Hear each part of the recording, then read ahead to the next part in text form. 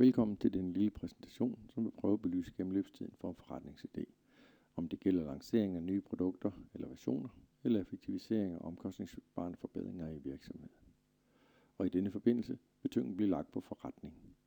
Hvor spilder man tiden? Hvor opbygger man viden? Hvor bliver vi forsinket? Det handler om at kortlægge tiden fra en idé første gang popper op, til man opnår de økonomiske og forretningsmæssige fordele, ideen giver. Således ikke kun tale om den tid, det tager at udvikle en løsning på et problemstilling eller produkt. Men tiden, der går helt fra ideen opstår første gang, til vi opnår de besparelser og indtjeninger, som følger af ideen. Tiden opdeler vi i 3 faser. Forretningsudviklingsfasen, analysefasen og udviklingsfasen. Fra den bedste start ligger ideen og ulmer. Den popper op med jævne mellemrum. Der anvendes ikke de store ressourcer på ideen. Vi kalder denne fase for forretningsudviklingsfasen, og den er afsluttet typisk med en business case, der retfærdiggør de første investeringer. Det er vigtigt hurtigt at kunne spotte de gode idéer og sortere de dårlige fra. Det er afgørende for forretningsudviklingen hurtigt at få et overblik over idéens økonomiske bæredygtighed, herunder de med ideen forbundne omkostninger og risici.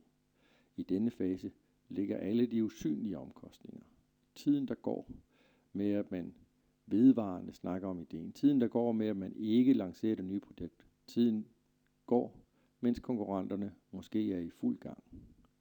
Når business casen er færdig og viser en forventelig økonomisk gevinst, der står i relation til de værende risici, begynder den egentlige analysefase. I analysefasen begynder vi at sætte flere ressourcer på opgaven. Der kommer synlige omkostninger, der relaterer sig til business casen. Man udarbejder en kravspecifikation og laver måske en prototype for at nå frem til det punkt, som vi her vil definere som point of no return. Ved point of no return begynder så udviklingsfasen. I udviklingsfasen bliver der tilført yderligere ressourcer til projektet, og det bliver blandt andet indgået en aftale med en mulig underleverandør om udviklingssamarbejde.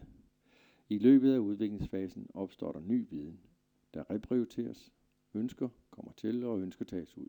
På et tidspunkt står man med det færdige produkt og kan begynde at høste de forventede økonomiske gevinster.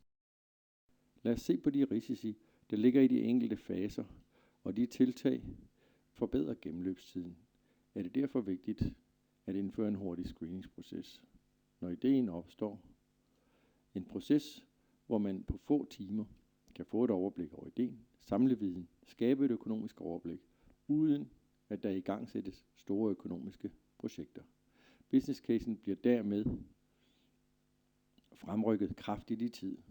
En form for project foundation eller projektfundament, hvor der er fokus på forretningen, løsningen, teknologien og de økonomiske og teknologiske risici, der er forbundet med projektet.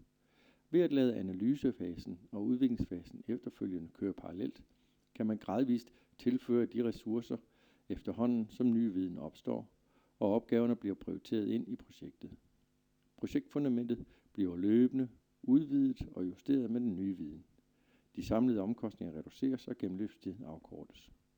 Projektfundamentet bliver dermed en metode til agil forretningsudvikling, der fokuserer på løbende at reducere risici, løbende at skabe øget læring og at være med til at prioritere den læring og reducere gennemløbstiden ikke alene på IT-projekter, men på hele forretningsudviklingsprocessen.